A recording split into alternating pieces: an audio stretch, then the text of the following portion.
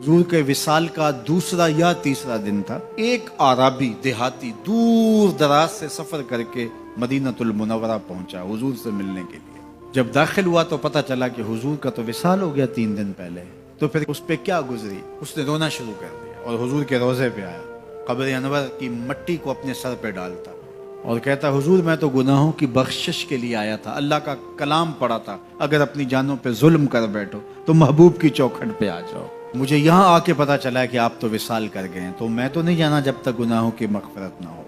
जिद कर बैठा। तो साहिबे मदारक ने लिखा है, कब्र नूर से आवाज आई, जा तेरे गुनाह माफ कर दिए गए। ये हुजूर के विसाल से 3 दिन बाद की कहानी है। और उसके एक अरसा बाद इमाम अताबी कहते हैं, मैं हुजूर के रोजे के पास बैठा था और एक देहाती आया और उसने भी फरियादें की और फरियादें करके चला गया और मैं बैठा था, बैठे बैठे ऊँघ आ गई तो हुजूर की ज़ियारत ख्वाब में हुई और आपने फरमाया, ए अताबी उठो और उस आराबी देहाती को ढूंढो और जब मिल जाए मेरी तरफ से जन्नत की बशारत दे दो।